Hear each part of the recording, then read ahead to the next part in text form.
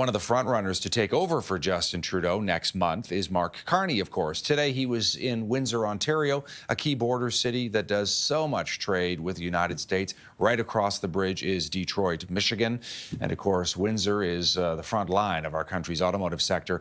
We heard from Carney talking about trade and tariffs. He said, we all have to wake up. It is a very different world for Canada now that Trump is back in the White House. Whether we can influence President Trump is debatable, but I think we can if we listen to what Americans want and respond in ways that are best for Canada. However, we need to be crystal clear about our bottom lines. This proud country will never be part of the United States in any shape or form. Hear, hear.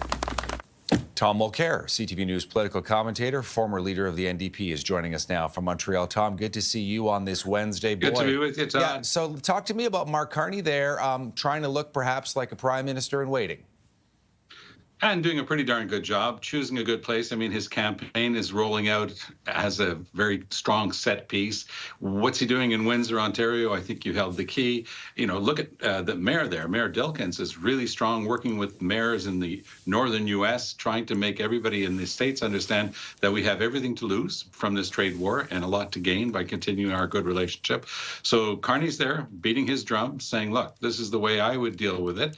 I think that Americans understand that there are certain things that are non-negotiable, like Canada becoming the 51st state, and he's addressing, of course, Trump directly with that, because Trump was using that taunt right up until the moment before he announced his so-called 30-day pause. So Carney's showing the depth of his experience. He also had a little bit of fun, talking to a crowd last night about Trump in a way that probably pleased the crowd, but probably wouldn't please Trump. But I think that that's part and parcel of introducing himself to Canadian voters.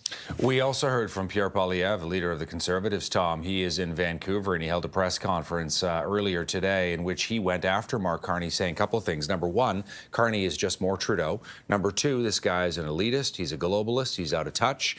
Number three, that this government under Justin Trudeau has failed Canadians in terms of the relationship with Trump, and that's why we almost were in a trade war. We're going to be hearing a lot more of that language, no doubt, from Pierre Poilievre. Mr. Poilievre is searching for a way to stop the slide that his Conservatives are in ever since Mr. Trudeau announced he was leaving. His whole campaign was going to have two main pillars. One was attacking Justin Trudeau, and of course the other one was attacking the carbon tax.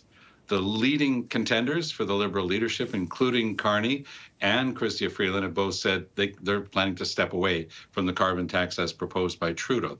Bit hard to believe in the case of Freeland because she's the one who brought it in, but be that as it may, nobody is pushing the carbon tax. And at the same time, of course, Trudeau is gone, or will be, as soon as the new leader is chosen. So that it just leaves Poilievre flailing, looking for a target.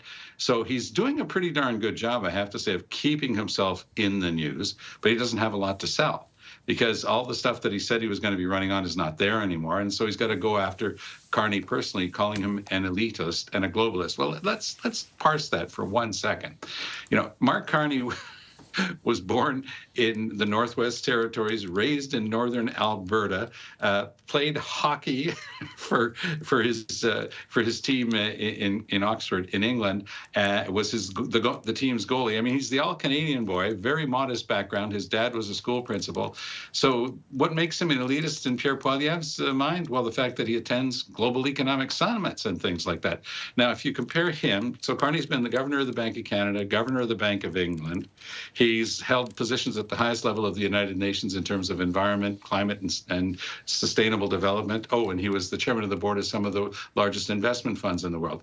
And let's compare that with Pierre Poilievre, who's been a member of parliament. So if you look at their two CVs, they're not exactly identical. And I can understand Poilievre's frustration at facing someone as talented and capable and strong and experienced and deeply understanding of all of the economic issues that Poilievre can only talk about.